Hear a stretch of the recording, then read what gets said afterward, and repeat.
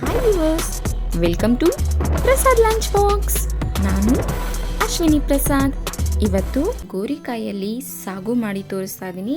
ಅದನ್ನು ಕರಿ ಅಂತಲೂ ಹೇಳ್ಬೋದು, ಜಾಸ್ತಿ ನೀರು ಹಾಕ್ಕೊಂಡು ಮಾಡಿದ್ರೆ ಸಾಂಬಾರು ಅಂತಲೂ ಹೇಳ್ಬೋದು. ಬಟ್ ಡಿಫ್ರೆಂಟ್ ಟೇಸ್ಟಲ್ಲಿ ಮಾಡಿ ತೋರಿಸ್ತಾ ಇದ್ದೀನಿ. ಇದಕ್ಕೆ ಏನು ಹೆಸರು ಇಡ್ಬೋದು ಅಂತ ನೀವೇ ಕಮೆಂಟ್ ಮಾಡಿ ಹೇಳಿ. ಈಗ ನಾನು ಒಂದು ಪ್ಯಾನ್ ಇಟ್ಕೊಂಡಿದ್ದೀನಿ. ಇದಕ್ಕೆ 2 ಟೇಬಲ್ ಸ್ಪೂನಷ್ಟು ಕಡಲೆ ಬೀಜ ಹಾಕ್ಕೊಳ್ತಾ ಇದ್ದೀನಿ. ನಾನಿಲ್ಲಿ 1/4 kg ಸ್ವಲ್ಪ ಜಾಸ್ತಿ ಕ್ವಾಂಟಿಟಿ ಗೋರಿಕಾಯಿ ತೊಗೊಂಡಿದ್ದೀನಿ. ಅದರಿಂದ ಇಲ್ಲಿ 2 ಟೇಬಲ್ ಸ್ಪೂನ್ ಹಾಕ್ಕೊಂಡಿದ್ದೀನಿ. ನೀವು ಕಡಲೆ ಬೀಜನ ಸ್ವಲ್ಪ ಕಮ್ಮಿ ಹಾಕ್ಕೊಂಡ್ರೇ ಚೆನ್ನಾಗಿರುತ್ತೆ, ಬಿಕಾಸ್ ಜಾಸ್ತಿ ಹಾಕ್ಕೋಬಾರ್ದು, ಟೇಸ್ಟ್ ಡಿಫ್ರೆಂಟ್ ಆಗೋಗ್ಬಿಡತ್ತೆ. ಇಲ್ಲಿ ನಾನು 2 ಟೇಬಲ್ ಸ್ಪೂನಷ್ಟು ಮಾತ್ರ ಹಾಕ್ಕೊಂಡಿದ್ದೀನಿ. ಮೀಡಿಯಮ್ ಉರಿಯಲ್ಲಿ ಇಟ್ಟು ಚೆನ್ನಾಗಿ ಫ್ರೈ ಮಾಡ್ಕೋಬೇಕು.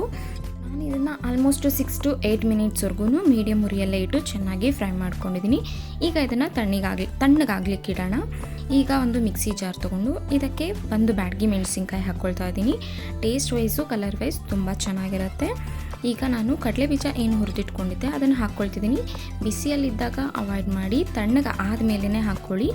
ಇದಕ್ಕೆ ನಾನು 7 ರಿಂದ 8 ಹೆಸಲಷ್ಟು ಬೆಳ್ಳುಳ್ಳಿ ಹಾಕ್ಕೊಳ್ತಾ ಇದ್ದೀನಿ. ಆಮೇಲೆ 2 ಟೇಬಲ್ ಸ್ಪೂನಷ್ಟು ಒಣಕೊಬ್ಬರಿ ಹಾಕ್ಕೊಳ್ತಾ ಇದ್ದೀನಿ. ನೀವು ಹಸಿ ತೆಂಗಿನಕಾಯಲ್ಲೂ ಸಹ ಮಾಡ್ಬೋದು, ನಾನಿಲ್ಲಿ ಒಣಕೊಬ್ಬರಿನೇ ಹಾಕ್ಕೊಳ್ತಾ ಇದ್ದೀನಿ. ಈಗ ಇದಕ್ಕೆ ನಾನು 1 ಟೇಬಲ್ ಸ್ಪೂನಷ್ಟು ಧನಿಯಾ ಪುಡಿ ಹಾಕ್ಕೊಳ್ತಾ ಇದ್ದೀನಿ. ಮತ್ತು ಇದೇ ಜಾರಿಗೆನೇ 1 ಟೇಬಲ್ ಸ್ಪೂನಷ್ಟು ಖಾರದ ಪುಡಿ ಹಾಕ್ಕೊಳ್ತಿದ್ದೀನಿ. ನಿಮಗೆ ಖಾರ ಎಷ್ಟು ಬೇಕೋ ಅಷ್ಟು ನೋಡಿ ಹಾಕ್ಕೊಳ್ಳಿ.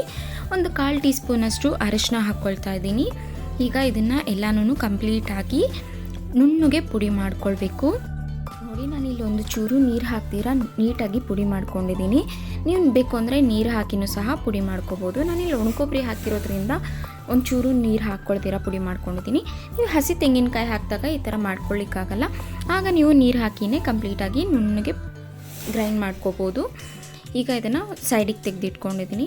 ಈಗ ಒಂದು ಕುಕ್ಕರ್ ಇಟ್ಟು ಇದಕ್ಕೆ 2 ಟೇಬಲ್ ಸ್ಪೂನಷ್ಟು ಆಯಿಲ್ ಹಾಕಿದ್ದೀನಿ. ಎಣ್ಣೆ ಬಿಸಿ ಆದಮೇಲೆ ಸ್ವಲ್ಪ ಸಾಸಿವೆ ಹಾಕಿದ್ದೀನಿ. ಸಾಸಿವೆ ಚಿಟಪಟ ಆದಮೇಲೆ ಜೀರಿಗೆ ಹಾಕ್ಕೊಳ್ತಾ ಇದ್ದೀನಿ. ಆಮೇಲೆ ಇಲ್ಲಿ 2 ಈರುಳ್ಳಿ ತೊಗೊಂಡಿದ್ದೀನಿ, ಸಣ್ಣದಾಗಿ ಹಚ್ಚಿ ತೊಗೊಂಡಿದ್ದೀನಿ. ಈರುಳ್ಳಿಯಲ್ಲಿರುವಂಥ ಹಸಿ ವಾಸನೆ ಹೋಗೋವರೆಗೂ ಅದನ್ನು ಚೆನ್ನಾಗಿ ಫ್ರೈ ಮಾಡ್ಕೋಬೇಕು. ನೀವಿನ್ನೂ ಯಾರಾದರೂ ಫಸ್ಟ್ ಟೈಮ್ ನನ್ನ ಚಾನಲ್ನ ನೋಡ್ತಿದ್ರೆ ಪ್ಲೀಸ್ ಸಬ್ಸ್ಕ್ರೈಬ್ ಮಾಡ್ಕೊಳ್ಳಿ, ಬೆಲ್ ಐಕಾನ್ ಪ್ರೆಸ್ ಮಾಡಿ. ನಮ್ಮ ಚಾನಲಿಂದ ನೆಕ್ಸ್ಟ್ ಏನೇ ವಿಡಿಯೋ ಅಪ್ಲೋಡ್ ಮಾಡಿದ್ರೂ ನಿಮಗೆ ಫಸ್ಟ್ ನೋಟಿಫಿಕೇಷನ್ ಬರುತ್ತೆ. Thank you for the all subscribers. ಈರುಳ್ಳಿ ಚೆನ್ನಾಗಿ ಫ್ರೈ ಆದಮೇಲೆ ಅದರ ಹಸಿ ವಾಸನೆ ಎಲ್ಲ ಹೋಗಿ ಆದಮೇಲೆ 2 ಟೊಮೆಟೊನ ಸಣ್ಣದಾಗಿ ಹಚ್ಚಿಟ್ಕೊಂಡಿದ್ದೆ, ಅದನ್ನು ಹಾಕ್ಕೊಂಡಿದ್ದೀನಿ. ಟೊಮೆಟೊ ಚೆನ್ನಾಗಿ ಸ್ವಲ್ಪ ಫ್ರೈ, ಒಂದು ಅರ್ಧದಷ್ಟು ಭಾಗ ಫ್ರೈ ಆದಮೇಲೆ ಅದಕ್ಕೆ 1 ಟೇಬಲ್ ಸ್ಪೂನಷ್ಟು ಇಲ್ಲಿ ಶುಂಠಿ ಬೆಳ್ಳುಳ್ಳಿ ಪೇಸ್ಟ್ ಹಾಕ್ಕೊಳ್ತಾ ಇದ್ದೀನಿ. ನಾವು ಆಲ್ರೆಡಿ ಮಿಕ್ಸಿ ಜಾರಿಗೂ ಸ್ವಲ್ಪ ಬೆಳ್ಳುಳ್ಳಿ ಹಾಕ್ಕೊಂಡಿರೋದ್ರಿಂದ ಇಲ್ಲಿ ಸ್ವಲ್ಪನೇ ಕಮ್ಮಿ ಕ್ವಾಂಟಿಟಿಯಲ್ಲಿ ಶುಂಠಿ ಬೆಳ್ಳುಳ್ಳಿ ಪೇಸ್ಟ್ನ ಯೂಸ್ ಮಾಡಿ.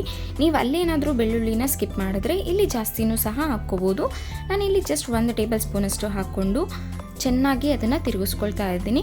ಬಿಕಾಸ್ ನೀವು ಈ ಥರ ತಿರುಗಿಸ್ಕೊಳ್ತಾನೆ ಇರಬೇಕು. ಶುಂಠಿ ಬೆಳ್ಳುಳ್ಳಿ ಪೇಸ್ಟ್ ಹಾಕಿದ ತಕ್ಷಣ ನಿಮಗೆ ತಳ ಕಂಟ್ಕೊಳ್ತಾ ಇರುತ್ತೆ. ಅದರಿಂದ ಸ್ವಲ್ಪ ಸಿಮ್ಮಿಂದ ಹೈ ಫ್ಲೇಮಲ್ಲಿ, ಮೀಡಿಯಮ್ ಟು ಸಿಮ್ ಒಂದು ಫ್ಲೇಮಲ್ಲಿಟ್ಟು ಅದನ್ನು ಚೆನ್ನಾಗಿ ತಿರುಗಿಸ್ಕೊಳ್ತಾ ಬರಬೇಕು. ಈಗ ಟೊಮೆಟೊ ಬೇಯಲಿಕ್ಕೋಸ್ಕರ ನಾನು ಸ್ವಲ್ಪ ಉಪ್ಪು ಹಾಕ್ಕೊಂಡು ಮತ್ತೆ ಅದನ್ನು ಕಂಪ್ಲೀಟಾಗಿ ಚೆನ್ನಾಗಿ ಬೇಯಿಸ್ಕೊಳ್ತಾ ಇದ್ದೀನಿ. ನೀವು ಈ ಥರ ಶುಂಠಿ ಬೆಳ್ಳುಳ್ಳಿ ಪೇಸ್ಟ್ ಹಾಕಿದ್ಮೇಲೆ ಒಂದು ಸಲ ಟ್ರೈ ಮಾಡಿ ನೋಡಿ, ಅದು ತಳಕ್ಕೆ ಅಂಟ್ಕೊಳ್ತಾ ಇರುತ್ತೆ. ಅದಕ್ಕೋಸ್ಕರ ನೀವು ಹೀಗೆ ಕಲಿಸ್ತಾನೆ ಇರಬೇಕು. ಶುಂಠಿ ಬೆಳ್ಳುಳ್ಳಿ ಪೇಸ್ಟಲ್ಲಿರುವಂಥ ಹಸಿ ವಾಸನೆ ಎಲ್ಲ ಕಂಪ್ಲೀಟಾಗಿ ಹೋಗಬೇಕು. ಪ್ಲಸ್ ಟೊಮೆಟೊನು ಚೆನ್ನಾಗಿ ಬೆಂದು ಆದಮೇಲೆ 1/4 kg ಸ್ವಲ್ಪ ಜಾಸ್ತಿ ಕ್ವಾಂಟಿಟಿ ಇದೆ. ಅದು ಗೋರಿಕಾಯಿನ ಸಣ್ಣದಾಗಿ ನೋಡಿ ಈ ಥರ ಸಣ್ಣದಾಗಿ ಕಟ್ ಮಾಡಿ ತೊಗೊಂಡಿದ್ದೀನಿ.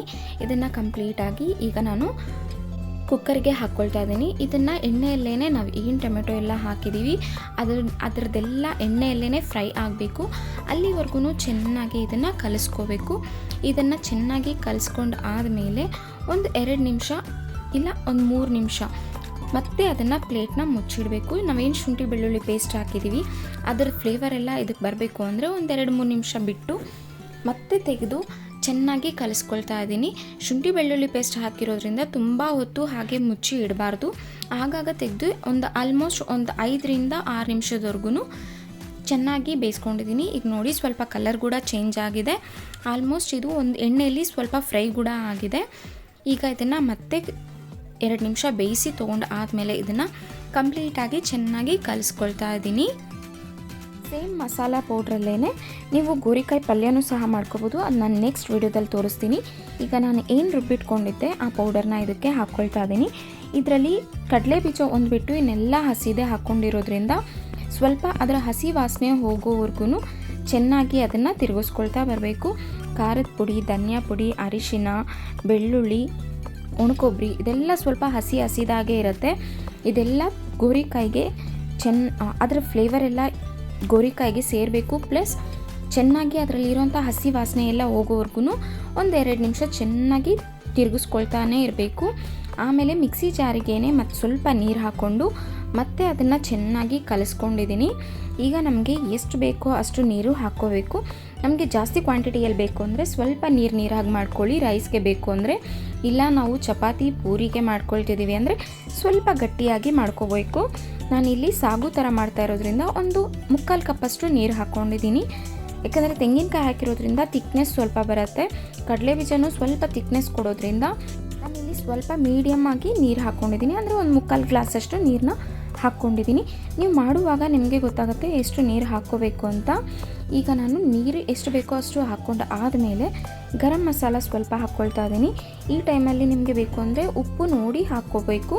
ಉಪ್ಪು ಖಾರ ಎಲ್ಲ ಕರೆಕ್ಟಾಗಿದೆಯಾ ಅಂತ ರುಚಿನೂ ಸಹ ನೋಡ್ಕೋಬೋದು. ಈಗ ನಾನು ಸ್ವಲ್ಪ ಕೊತ್ತಂಬರಿ ಸೊಪ್ಪು ಹಾಕಿ ಚೆನ್ನಾಗಿ ಕಲಿಸ್ಕೊಂಡು ಈಗ ಇದನ್ನು 2 ವಿಷಲು, ನಿಮ್ಮ ವಿಷಲ್ಸಲ್ಲಿ ಎಷ್ಟು ಬೇಯುತ್ತೆ ಅಂತ ನಿಮ್ಗೆ ಗೊತ್ತಿರುತ್ತೆ. ನನ್ನ ಕುಕ್ಕರಲ್ಲಿ 2 ವಿಷಲ್ ಸಾಕು. 2 ವಿಷಲ್ ಕೂಗಿಸ್ಕೊಂಡಿದ್ದೀನಿ ನೋಡಿ. ಈಗ ನನಗೆ ಒಂದು ಸ್ವಲ್ಪನೇ ನೀರಿದೆ, ಗ್ರೇವಿ ಥರ ಆಗಿದೆ, ಲೈಕ್ ಕರಿ ಥರ ಆಗಿದೆ, ಸಾಗು ಥರ ಆಗಿದೆ, ತುಂಬ ನೀರಿಲ್ಲ. ಎಷ್ಟು ಚೆನ್ನಾಗಿ ಬಂದಿದೆ ಅಂತ ನೋಡಿ. ಈ ರೆಸಿಪಿ ನಿಮಗೆ ಇಷ್ಟ ಆಗಿದ್ದರೆ ಪೂರಿಗೆ, ಚಪಾತಿಗೆ ತುಂಬಾ ಚೆನ್ನಾಗಿರುತ್ತೆ. ಒಂದು ಸಲ ಟ್ರೈ ಮಾಡಿ ನಿಮ್ಮ ಒಪಿನಿಯನ್ ಏನಿದ್ರೂ ಕಮೆಂಟ್ ಮೂಲಕ ತಿಳಿಸಿ. Thank you for watching Prasad Lunch Box.